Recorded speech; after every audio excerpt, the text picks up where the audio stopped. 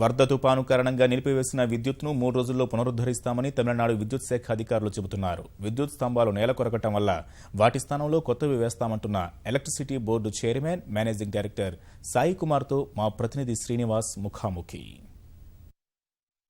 వార్దా తుపాను చెన్నై తీరాన్ని తాకే కొద్ది గంటల ముందు చెన్నైతో పాటు చెన్నై, కాంచీపురం, తిరువళ్లూరు జిల్లాల్లో విద్యుత్ సరఫరా పూర్తిగా నిలిపివేశారు. తమిళనాడు విద్యుత్ ఉత్పత్తి మరియు సరఫరా సంస్థ సిఎండి మనతో ఉన్నారు. దీనికి సంబంధించిన వివరాలు మనకు వివరిస్తారు. తుఫాను తీరాన్ని తాకే సందర్భంలో 3 జిల్లాల్లోనూ ఒకేసారి పూర్తిగా విద్యుత్ ఆపేశారు. గత రాత్రి అంతా కూడా ఈ 3 జిల్లాలు అంధకారంలో ఉండిపోయాయి. ఎందుకు ఇలా చేయాల్సి వచ్చింది? అంటే ఈ తుఫాను వచ్చేటప్పుడు మాకు ముందే వార్నింగ్ ఇచ్చారు. 100 to 120 కిలోమీటర్స్ వేగంతో గాలులు వీస్తాయని. చెన్నైలో మటుకు మనకు అండర్ గ్రౌండ్ కేబులింగ్ సిస్టమ్ ఉంది.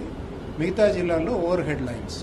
కాబట్టి ఓవర్ హెడ్ లైన్స్ అన్నీ తెగిపోయే ప్రమాదం ఉంది. ఎవరైనా ప్రజలు బయటకు వచ్చారంటే వాళ్లకు షాక్ తగిలే ప్రమాదం ఉంది. దానివల్ల మరణం సంభవించే ప్రమాదం ఉంది. కాబట్టి మేము ఈ విద్యుత్ సరఫరా తుఫాను గాలి ప్రారంభం అవగానే ఆపేశాం.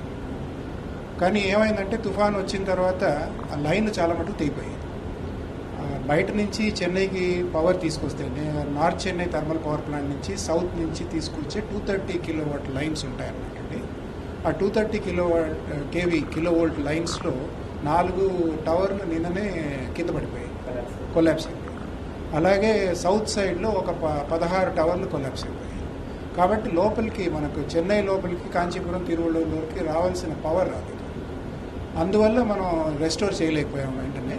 ఇప్పుడు కొన్ని టవర్లను బైపాస్ చేసాం. కొన్ని ఎమర్జెన్సీ రెస్టరేషన్ సిస్టమ్స్ అవి పెట్టి ఒక 30% నేను చెన్నైలో ఇప్పుడు ఈ 3 గంటలకు రెస్టోర్ చేస్తాం. ఇవాళ రాత్రి లోపల ఆల్మోస్ట్ 70% చెన్నై రెస్టోర్ అవుతుందని నమ్మకంగా ఉంది.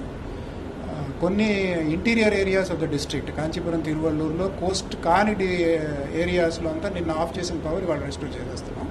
కానీ కోస్టల్ ఏరియాస్ ఉన్నాయి. కోస్టల్ ఏరియా మహాబలిపురం వైపు, అలాగే ఇటు పులికట్ లేక్ వైపు, పళవేర్కాడ్ అంటారు, అక్కడంతాను అవంతా ఒక 24 to 36 అవర్స్ పడుతుంది. ముందు మేము పోల్స్ రెస్టోర్ చేయాలి, వైర్ స్ట్రింగ్ చేయాలి, తర్వాత టెస్ట్ చేసి జనాలకు హాని కలగకుండా పవర్ ఇవ్వాల్సి వస్తుంది.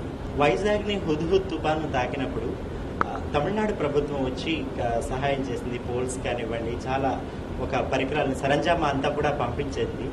అదేవిధంగా మిగతా రాష్ట్రాలు మీకు ఏమైనా సహాయం చేయడానికి ముందుకు వచ్చాయా? వాటిని మీరు ఎలా తీసుకుంటున్నారు? అంటే మా దగ్గర ముందే మేము ప్లాన్ చేసుకుని స్టాక్ అని పెట్టుకున్నామండి. కేంద్ర ప్రభుత్వం మా తర్వాత మన ఆంధ్ర గవర్నమెంట్ కూడా మమ్మల్ని అడిగాయి ఏమైనా సహాయం కావాలని.